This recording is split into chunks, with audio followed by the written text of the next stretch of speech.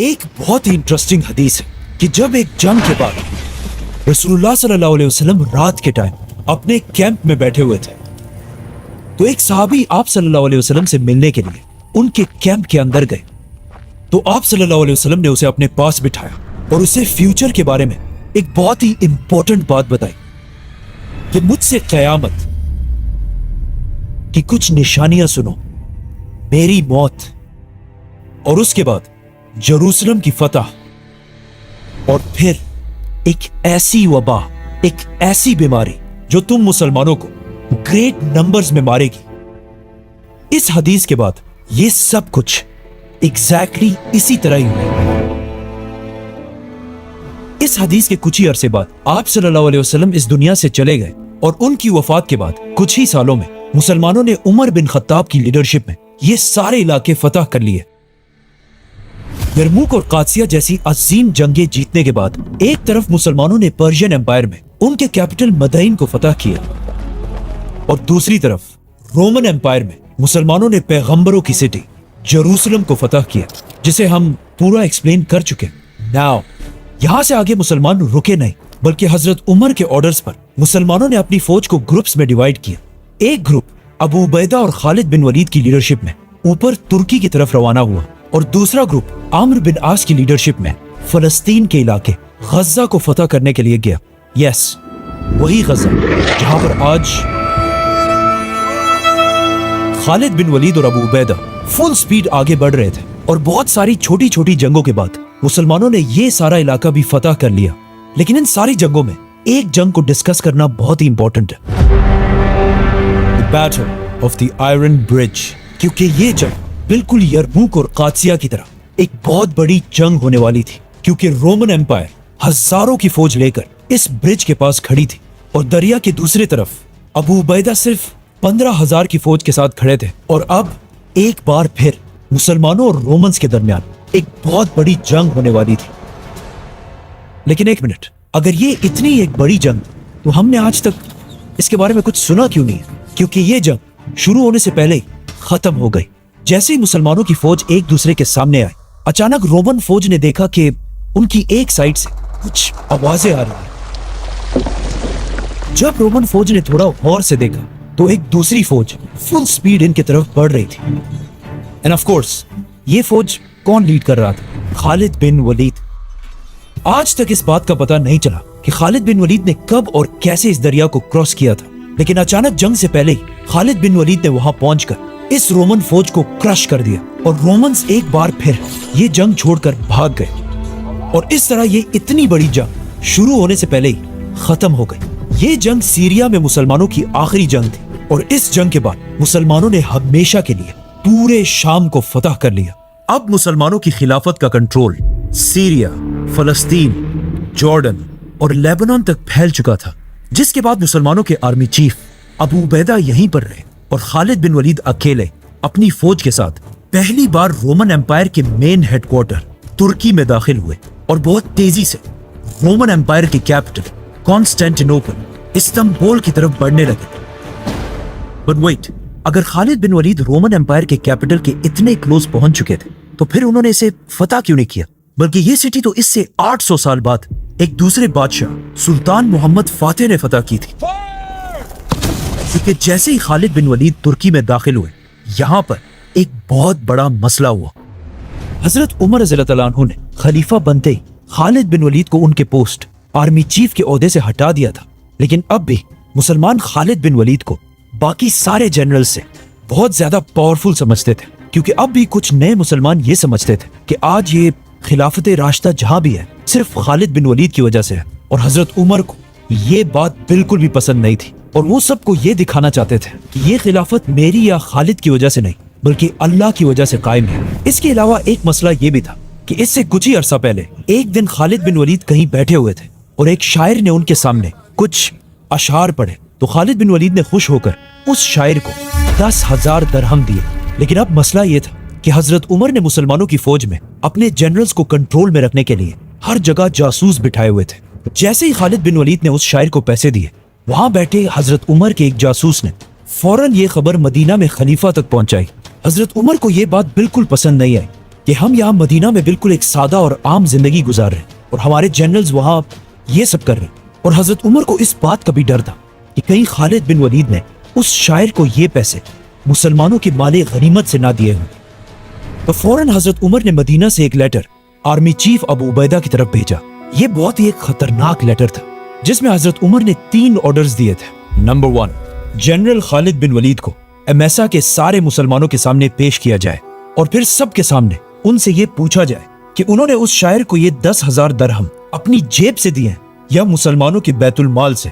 अगर अपनी जेब से दिए तो ये बिल्कुल फजूल खर्ची है, और अगर बैतुल माल से दिए हैं तो ये इस एम्पायर के साथ खयानत है। दोनों सूरतों में खालिद बिन वलीद को फौज से डिसमिस करना जायज है। नंबर 2, खालिद बिन वलीद इस ऊपर वाले क्वेश्चन का जो भी जवाब दे उसे मुसलमानों की फौज से डिसमिस कर दिया जाए। नंबर 3, और डिसमिस करने के बाद उसे फौरन मुसलमानों के कैपिटल मदीना में मेरे पास भेजा जाए। अब यहाँ पे प्रॉब्लम ये थी कि खालिद बिन वलीद की पर्सनैलिटी से तो रोमन और पर्शियन एम्पायर के बादशाह भी कामते थे। तो अब हजरत उमर को इस काम के लिए एक ऐसे इंसान की जरूरत थी जो खालिद बिन वलीद जैसे पावरफुल आदमी का भी हिसाब ले सके। और इस काम के लिए हजरत उमर ने एक बहुत बड़ा सहाबी मुअज्जिन रसूल बिलाल रज़ियल्लाहु तआला अन्हु को चूज किया। बिलाल रज़ियल्लाहु तआला अन्हु कोई आम सहाबी नहीं थे। उन्होंने इस्लाम बहुत ही सख्त टाइम में कबूल किया था जब वो एक गुलाम थे और उनके मालिक उन पर बहुत सख्त जुल्म किया करते थे, लेकिन फिर भी वो इस्लाम से पीछे नहीं हटे। तो इसीलिए हजरत उमर ने खालिद बिन वलीद जैसे बड़े जनरल को कन्फ्रंट करने के लिए बिलाल रज़ियल्लाहु तआला अन्हु को भेजा। अब खलीफा के ऑर्डर को पूरा करने के लिए आर्मी चीफ अबू उबैदा ने होम सिटी के सारे लोगों को जमा किया और खालिद बिन वलीद को भी यही आने का हुक्म दिया। खालिद बिन वलीद ने यहाँ पहुंचकर यह महसूस किया कि कुछ तो गड़बड़ जरूर है, क्योंकि अबू उबैदा अपना सर नीचे करके बिल्कुल खामोश बैठे थे और इस पूरे महफिल में बिल्कुल एक पिन ड्रॉप साइलेंस थी। तो खालिद बिन वलीद आकर अपनी जगह पर बैठे और सामने बिलाल रज़ियल्लाहु तआला अन्हु भी बैठे थे। तो हजरत बिलाल रज़ियल्लाहु तआला अन्हु ने बहुत वेट किया कि अब अबू उबैदा कुछ बोलेंगे, अब कुछ बोलेंगे, लेकिन काफी देर गुजरने के बाद भी अबू उबैदा बिल्कुल खामोश रहे।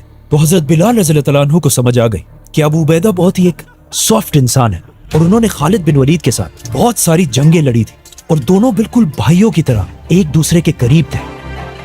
तो आखिर हजरत बिलाल इस महफिल में खड़े हुए और वहां सबके सामने खालिद बिन वलीद से पूछा कि ए खालिद, हमारे खलीफा उमर बिन खत्ताब ये जानना चाहते हैं कि तुमने जो 10,000 दरहम उस शायर को दिए थे वो तुमने अपने पैसों से दिए थे या मुसलमानों के बैतुल माल से। ये सुनकर खालिद बिन वलीद और वहां पर सभी बिल्कुल हैरान हो गए। तो बिलाल रज़ियल्लाहु तआला अन्हु ने दोबारा पूछा कि खालिद, ये पैसे अपने जेब से दिए थे या बैतुल माल से? इस पर खालिद बिन वलीद ने आखिर कहा कि ये मैंने अपने पैसों से दिए थे। नाउ खालिद बिन वलीद इस वाक़े के बाद वापस अपने सोल्जर्स की तरफ चले गए। यहाँ पे एक बात नोट करना लाजमी है कि उस जमाने की दुनिया में स्लेव्स और स्पेशली ब्लैक स्लेव्स को बिल्कुल जानवरों की तरह ट्रीट किया जाता था। लेकिन अब जब एमेसा में एक फॉर्मर ब्लैक स्लेव उस वक्त के सबसे ताकतवर जनरल को कन्फ्रंट कर रहा था, वहां के लोग ये सब देखकर बहुत ही हैरान थे। लेकिन इस सब से ये क्लियरली पता चलता है कि रसूलुल्लाह सल्लल्लाहु अलैहि वसल्लम ने अपने आखिरी खुतबे में जो बात कही थी कि किसी व्हाइट को किसी ब्लैक पर और किसी अरबी को किसी अजमी पर कोई फोकियत हासिल नहीं। इस तरह हजरत उमर की इस खिलाफत में रेसिज्म का कॉन्सेप्ट बिल्कुल खत्म हो चुका था। खालिद बिन वलीद तो वापस अपने सोल्जर्स के पास चले गए थे, लेकिन अबू उबैदा इब्न जर्राह उन्हें ये बात बता ही नहीं सके कि इस लेटर में 2 और पॉइंट्स भी हैं कि खालिद बिन वलीद को मुसलमानों की फौज से डिसमिस करके मदीना की तरफ भेजा जाए। और वहां मदीना में हजरत उमर खालिद बिन वलीद का इंतजार करते रहे, लेकिन आखिर काफी दिनों बाद उन्हें समझ आ गई कि जरूर अबू उबैदा ने उन्हें बताया ही नहीं होगा। तो हजरत उमर ने एक दूसरा खत खालिद बिन वलीद की तरफ डायरेक्ट भेजा कि तुम्हें फौज से डिसमिस कर दिया गया है और फौरन सारे काम छोड़कर मदीना में आकर मुझसे मिलो। खालिद बिन वलीद हजरत उमर का लेटर पढ़ने के बाद दोबारा अबू उबैदा इब्न जर्राह के पास गए और उनसे कहा कि तुमने मुझे क्यों नहीं बताया कि हजरत उमर ने मुझे फौज से निकाल दिया है। तो अबू उबैदा ने उन्हें कहा कि आज ये जो भी हो रहा है इसमें मैं बिल्कुल भी इन्वॉल्व नहीं हूँ, ये सब खलीफा के ऑर्डर्स हैं। तो आखिर फाइनली खालिद बिन वलीद शाम में अपनी फौज को छोड़कर मदीना की तरफ रवाना हुए। लेकिन मदीना जाने से पहले खालिद बिन वलीद शाम की उन सिटीज की तरफ गए जिन्हें उन्होंने खुद फतह किया था, और खालिद बिन वलीद को देखकर उन सिटीज के लोग उनके इस्तकबाल के लिए बाहर निकले और वहां के लोगों के सामने आखिरी स्पीच करके उन्हें अलविदा कहा और फिर फाइनली मदीना पहुंचे। जैसे ही खालिद बिन वलीद मदीना पहुंचे और हजरत उमर के घर की तरफ जाने लगे تو راستے میں ہی ان کی ملاقات خلیفہ عمر سے ہوئی۔ ایک طرف دنیا کا سب سے طاقتور بادشاہ عمر بن خطاب کھڑے تھے اور دوسری طرف دنیا کے سب سے بڑے جنرل خالد بن ولید۔ تو پہلے حضرت عمر نے فرمایا کہ خالد، تم نے جو کیا ہے وہ دنیا میں آج تک کوئی بھی نہیں کر سکا، لیکن یاد رکھو جو بھی ہوتا ہے وہ صرف اللہ ہی کرتا ہے۔ یہ ان دو گریٹ پرسنالٹیز کے درمیان ایک بہت ہی فرینک ڈسکشن تھی، جس میں خالد بن ولید نے حضرت عمر سے کہا کہ آپ نے میرے ساتھ جو یہ کیا ہے اچھا نہیں کیا۔ تو حضرت عمر نے اسے کہا کہ پہلے مجھے یہ بتاؤ تمہارے پاس اتنے پیسے کہاں سے ہے کہ تم نے ایک شاعر کو 10,000 درہم دیے؟ تو خالد بن ولید نے انہیں کہا کہ یہ تو میں نے اپنے پیسوں سے دیے۔ تو خلیفہ عمر نے حکم دیا کہ خالد بن ولید فارمر آرمی چیف کے پاس جتنا بھی مال ہے اس سب کا حساب لگایا جائے، جس طرح آج بھی یو ایس کانگریس امریکہ کے سب سے طاقتور لوگوں کو سامنے بٹھا کر ان سے حساب لیتی ہے، چاہے وہ کوئی بزنس مین ہو یا جنرل۔ اسی میرٹ کے سسٹم کی وجہ سے آج یو ایس ایک سپر پاور ہے، اور یہی میرٹ کا سسٹم آج سے 1400 سال پہلے خلافت راشدہ میں بھی تھا۔ حضرت عمر رضی اللہ عنہ کے آرڈرز پر بڑے صحابہ کے ایک گروپ نے خالد بن ولید کے مال کا حساب لگایا، اور انہیں پتا چلا کہ خالد بن ولید کا حساب کتاب بالکل کلیئر ہے۔ اس سب کے بعد حضرت عمر نے خالد بن ولید سے کہا کہ خالد، میرے دل میں تمہارے لیے بہت عزت ہے، لیکن پھر بھی حضرت عمر نے خالد بن ولید کو فوج سے نکال دیا، اور ساتھ ہی اپنے سارے گورنرز کو یہ لیٹرز پہنچائے کہ میں نے خالد بن ولید کو کسی خیانت پر نہیں بلکہ اس بات پر فوج سے ہٹایا ہے، کیونکہ اب بھی بہت سارے مسلمانوں کے دلوں میں یہ بات تھی کہ مسلمان ساری جنگیں صرف خالد بن ولید کی وجہ سے جیتتے ہیں، اور میں یہ دکھانا چاہتا تھا کہ جنگیں صرف اور صرف اللہ کی مدد کی وجہ سے جیتی جاتی ہیں۔ خالد بن ولید اس سب کے بعد واپس شام کی طرف گئے، ایز اے جنرل نہیں بلکہ ایک عام صحابی کی طرح اپنی زندگی گزارنے لگے۔ اب یہاں پر بہت سارے ہسٹورینز کا خیال ہے کہ حضرت عمر نے خالد بن ولید کو صرف اور صرف اپنی کچھ پرسنل دشمنی کی وجہ سے ہٹایا تھا، لیکن ایسا بالکل بھی نہیں تھا، کیونکہ حضرت عمر صرف خالد بن ولید کے ساتھ نہیں بلکہ اپنے ہر جنرل کو اسی طرح سختی سے ڈیل کرتے تھے تاکہ کبھی بھی کوئی جنرل اسٹیٹ سے زیادہ طاقتور نہ ہو۔ فار ایگزامپل، ایک دن حضرت عمر رضی اللہ عنہ کو خبر ملی کہ پرشین امپائر میں ان کے جنرل سعد بن ابی وقاص نے اپنے ہیڈ کوارٹر کوفہ کی سٹی میں لوگوں کے شور اور رش سے بچنے کے لیے اپنے آفس اور لوگوں کے درمیان ایک دروازہ لگایا تھا، اور جب شور زیادہ بڑھ جاتا تھا تو وہ کبھی کبھی دروازہ بند کر دیا کرتے تھے، جو ایک بہت ہی نارمل بات ہے۔ لیکن جب مدینہ میں خلیفہ عمر کو اس بات کا پتا چلا تو انہوں نے سوچا کہ یہ تو ہمارا جنرل اپنے آپ کو عوام سے اوپر سمجھ رہا ہے، تو انہیں بہت غصہ آیا، کیونکہ خلافت کا نظام یہ تھا کہ جنرلز کا دروازہ ہمیشہ عوام کے لیے کھلا رہنا چاہیے۔ تو فوراً حضرت عمر نے اگین ایک بہت بڑے صحابی کو مدینہ سے پرشین امپائر میں کوفہ کی طرف بھیجا اور اسے حکم دیا کہ جا کر جنرل سعد بن ابی وقاص کے دروازے کو پہلے نکالو، پھر اس کے ٹکڑے ٹکڑے کرو اور پھر اسے آگ لگا دو۔ اس صحابی نے جا کر ایسا ہی کیا، اور اس واقعے کے کچھ ہی عرصے بعد حضرت عمر نے سعد بن ابی وقاص کو بھی بغیر کسی وجہ کے جنرل کی پوسٹ سے ہٹا دیا، اور وجہ اگین وہی تھی کہ کوئی بھی جنرل مسلمانوں کی سٹیٹ سے پاورفل نہ ہو جائے۔ اور اس کے بعد اگین حضرت عمر نے ایک دوسرے جنرل مغیرہ بن شعبہ کی طرف بھی لیٹر بھیجا کہ تم ذرا مدینہ ہو، میرا تمہارے ساتھ ضروری کام ہے۔ ان شارٹ، حضرت عمر رضی اللہ عنہ کی خلافت میں انہوں نے اپنے کسی بھی جنرل اور گورنر کو اپنی پوسٹ پر زیادہ عرصہ رہنے نہیں دیا، اور یہی حضرت عمر کی خلافت کی سب سے بڑی کوالٹی تھی۔ ناؤ خالد بن ولید تو مسلمانوں کی فوج کو چھوڑ کر چلے گئے، لیکن اب فائنلی رسول اللہ صلی اللہ علیہ وسلم کی کہی ہوئی حدیث کے پورے ہونے کا ٹائم آ چکا تھا۔ جیسے ہی مسلمان اپنی طاقت کی پیک تک پہنچے، اچانک آؤٹ آف نو ویئر مسلمانوں کی اس خلافت پر دو بڑی مصیبتیں آئیں۔ مسلمانوں کے سیریا میں ایک بیماری طاعون آہستہ آہستہ پھیلنے لگی، اور یہاں عرب میں ایک بہت بڑا قحط آیا، اور اگلے 9 مہینے تک بارشیں نہ ہونے کی وجہ سے عرب کی ساری فصلیں اور کھانے پینے کی چیزیں تباہ ہو گئی، اور آہستہ آہستہ حالات اتنے سخت ہوئے کہ عرب کے لوگ کھانے پینے کی چیزوں کے لیے بھی ترسنے لگے۔ کہ کہا جاتا ہے کہ عرب کے لوگوں کی شکلیں بالکل راکھ کی طرح بلیک ہو گئی، اور اس قحط کی وجہ سے انسانوں کے ساتھ ساتھ جانوروں کے جسم بھی بالکل سوکھ گئے۔ اب جب عرب کے لوگ اتنی مشکل میں تھے تو ان سب کو پتا تھا کہ اب صرف ایک ہی انسان ان کی مدد کر سکتا ہے، خلیفہ عمر بن خطاب۔ تو وہ سب جمع ہو کر حضرت عمر کے پاس آ کر ان سے فریاد کرنے لگے کہ اب آپ ہی ہمیں ان مشکل حالات سے نکال سکتے ہیں۔ حضرت عمر اس سے پہلے ہی پرشین امپائر کی کیپٹل کو فتح کر چکے تھے، جس کے بعد مسلمانوں کے بیت المال میں اتنا سونا پڑا ہوا تھا کہ مدینہ دنیا کے سب سے رچ سٹیز میں سے ایک تھی۔ लेकिन इस सोने से खरीदने के लिए पूरे अरब में खाने पीने की कोई चीज थी नहीं। हजरत उमर इस कहत की वजह से इतनी टेंशन में थे कि उन्होंने मुसलमानों की ये हालात देखकर ये कसम खाई कि मैं भी तब तक गोश्त, दूध और घी को हाथ नहीं लगाऊंगा जब तक इन आम लोगों को भी खाने की ये सारी चीजें मिल ना जाए। आहिस्ता आहिस्ता इस कहत की वजह से हालात इतने खराब होते गए कि मजबूरन हजरत उमर ने एक बहुत ही इंपॉर्टेंट ऑर्डर दिया कि अगर इस कहत के दौरान कोई शख्स अपनी भूख को मिटाने के लिए किसी से चोरी करे तो उसके हाथ नहीं काटे जाएंगे। अब जब पूरा अरब मदीना के दरवाजे के सामने खड़ा था और यही मदीना उनकी आखिरी उम्मीद थी, तो हजरत अली रज़ियल्लाहु अन्हु ने हजरत उमर से कहा कि मुझे पता है कि हालात तो बहुत सख्त है, लेकिन अगर देखा जाए ये तारीख में पहली बार हुआ है कि पूरा अरब एक जिस्म की तरह यूनाइट होकर मदीना को ही अपना कैपिटल समझने लगा है।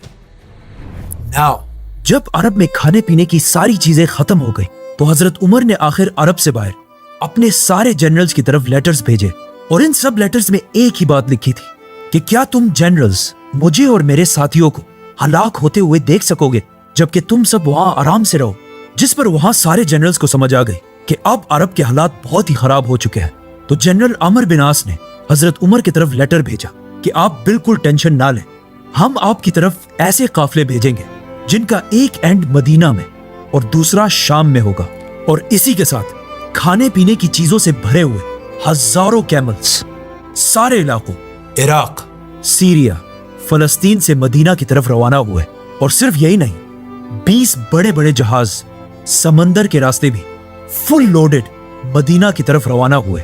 मदीना में अरब के सारे लोग जो बिल्कुल भूख की वजह से खराब हालत में बैठे हुए थे, अचानक उन्होंने देखा कि हर तरफ से हजारों ऊंट खाने पीने की चीजें लेकर उनकी तरफ बढ़ रही थी। और इस तरह अरब के लोगों ने पहली बार मदीना और हजरत उमर की ताकत को अपनी आंखों से देखा। और इस वाक़े के बाद अरब ने कभी भी मदीना के सामने खड़े होने की कोशिश नहीं की। इन काफिलों के आने के बाद भी कहत खत्म नहीं हुआ और इतनी एक्सट्रीम तक पहुंचा कि एक दिन एक गरीब अरब ने जब खाने के लिए एक बकरी को ज़िबा किया तो उस बकरी से बहुत कम गोश्त और सिर्फ हड्डियां ही निकली। तो इस गरीब आदमी ने गम से चीख कर बोला कि आज अगर रसूलुल्लाह सल्लल्लाहु अलैहि वसल्लम जिंदा होते तो ये दिन हमें नहीं देखना पड़ता। कहा जाता है कि जब यही गरीब शख्स इसी भूख के साथ रात को सोने लगा तो उसने ख्वाब में रसूलुल्लाह सल्लल्लाहु अलैहि वसल्लम को देखा, जिसमें आप सल्लल्लाहु अलैहि वसल्लम ने इस आदमी को ऑर्डर दिया कि उमर तक मेरा सलाम पहुंचाओ और उसे ये बताओ कि उमर तुम्हें क्या हो गया है, अकल से काम लो। ये आदमी नींद से उठकर सीधा हजरत उमर के पास मदीना पहुंचा। तो हजरत उमर के गुलाम ने उसे रोक लिया और उससे पूछा कि तुम कौन हो। तो उसने कहा मुझे जाने दो, मैं रसूलुल्लाह का मैसेज लेकर आया हूं। ये सुनकर सब हैरान हो गए कि ये कैसे हो सकता है। लेकिन जैसे ही उसने हजरत उमर को अपने ख्वाब के बारे में बताया तो हजरत उमर समझ गए कि आप सल्लल्लाहु अलैहि वसल्लम मुझे नमाज इस्तिस्का के बारे में याद दिला रहे हैं। ये वो नमाज है जिसमें अल्लाह से बारिश के लिए दुआ की जाती है। तो इसी के साथ हजरत उमर ने अपने सारे गवर्नर्स को ये ऑर्डर्स भेजे कि हम सब पूरी खिलाफत राशिदा में एक ही दिन एक ही टाइम पर एक साथ खड़े होकर ये नमाज पढ़ेंगे और अल्लाह से बारिश की दुआ करेंगे। और जैसे ही अरब, शाम, इराक, फलस्तीन के सारे लोग नमाज के लिए खड़े हुए और अल्लाह से बारिश की दुआ की तो इसके कुछ ही टाइम बाद अचानक बारिश शुरू हो गई और इस तरह आहिस्ता आहिस्ता कहत की ये मुसीबत खत्म हो गई। लेकिन अब जैसे ही कहत का ये मसला खत्म हुआ तो at the same time Syria की जो बीमारी आहिस्ता आहिस्ता फैल रही थी वो इतनी स्ट्रांग हो चुकी थी कि सीरिया के हर घर में लोग इस बीमारी से मरने लगे। और आहिस्ता आहिस्ता ये बीमारी सीरिया में मुसलमान आर्मी के कैंप्स तक भी पहुंची, जिससे बहुत सारे मुसलमान सोल्जर्स शहीद होने लगे। जब मदीना में हजरत उमर को इस सब का पता चला तो उन्होंने फौरन एक letter army chief Abu Ubaidah की तरफ भेजा और उन्हें फौरन मदीना की तरफ आने का हुक्म दिया। इस लेटर को पढ़कर अबू उबैदा इब्ने जर्राह को समझ आ गई कि हजरत उमर उन्हें इसलिए बुला रहे हैं ताकि वो बीमारी से उन्हें बचा सके। तो अबू उबैदा ने हजरत उमर को जवाब दिया कि मैं इस मुश्किल टाइम में अपने सोल्जर्स को अकेला छोड़कर यहाँ से नहीं जा सकता। अगर मुझे भी उनके साथ मरना हो तो मैं यहीं मरूंगा। अबू उबैदा का ये लेटर जब मदीना में हजरत उमर तक पहुंचा तो वो इसे पढ़कर रोने लगे। तो लोगों ने पूछा कि क्या हुआ, कहीं अबू उबैदा वफात तो नहीं हो गए। तो हजरत उमर ने कहा कि नहीं, बल्कि मुझे खदशा है कि वो फौत होने वाले हैं। और एग्जैक्टली ऐसा ही हुआ। आर्मी चीफ अबू उबैदा के साथ साथ मुसलमानों की फौज के 25,000 सोल्जर्स इस बीमारी से शहीद हो गए। इन 25,000 में बहुत सारे सोल्जर्स वो थे जिन्होंने यरमूक जैसी अजीम जंग जीती थी, और इन्हीं सोल्जर्स ने पहली बार इस्लाम को पूरी दुनिया में फैलाने की शुरुआत की थी। इन 25,000 सोल्जर्स का शहीद होना उस वक्त इस्लामिक एम्पायर के लिए एक बहुत बड़ा धचका था। आर्मी चीफ अबू उबैदा ने अपनी वफात से पहले मुसलमानों का नया आर्मी चीफ माज बिन जबल रज़ियल्लाहु तआला अन्हु को नॉमिनेट किया था, जिसके बाद वो आर्मी चीफ तो बन गए, लेकिन कुछ ही अरसे बाद वो भी इस बीमारी से फौत हो गए, और उनके साथ सीरिया के बहुत सारे गवर्नर्स भी शहीद हुए, जिनमें से एक यजीद बिन अबी सुफियान भी थे, जो मुआविया बिन अबी सुफियान के भाई थे। तो अब इन सारे जनरल्स और गवर्नर्स के शहीद होने के बाद हजरत उमर ने इन इलाकों के लिए नए लीडर्स चूज किए, जिससे यंग मुसलमानों को चांस मिला कि वो सामने आकर लीडर्स बन सके। तो हजरत उमर ने सीरिया में मुसलमानों का नया आर्मी चीफ अमर बिन आस को बनाया और बाकी सिटीज के लिए गवर्नर्स भेजे, जिनमें से एक गवर्नर का नाम था मुआविया बिन अबी सुफियान, क्योंकि हजरत मुआविया के भाई यजीद बिन अबी सुफियान भी पहले एक गवर्नर थे।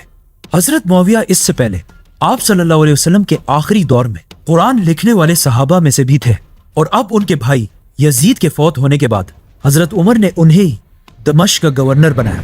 जैसे ही अमर बिन आस मुसलमानों की फौज के आर्मी चीफ बने, तो उन्होंने एक जबरदस्त फैसला किया और मुसलमानों को हुक्म दिया कि ज्यादा एक साथ रहने के बजाय एक दूसरे से दूर जाकर रहो और एक दूसरे से मिलना जुलना बंद कर दो, जिस तरह कोरोना वायरस में पूरी दुनिया का system, 962 deaths from coronavirus in the past 24 ताकि ये बीमारी खुद ब खुद खत्म हो जाए। And it worked. Aahista Aahista कुछ ही अरसे में ये बीमारी सीरिया से खत्म हो गई। अब फाइनली मुसलमानों की दोनों बड़ी मुसीबतें, कहत और बीमारी, खत्म हो चुकी थी। तो हजरत उमर हालात को कंट्रोल करने के लिए खुद सीरिया की तरफ गए, और वहां उनकी मुलाकात नए आर्मी चीफ अमर बिन आस से हुई, जिन्होंने हजरत उमर के सामने एक नया प्लान रखा कि अब जब हमारे हालात ठीक हो चुके हैं तो हमें स्लो होने के बजाय आगे बढ़ना चाहिए और एक नए इलाके की तरफ जाना चाहिए, इजिप्ट। सब्सक्राइब।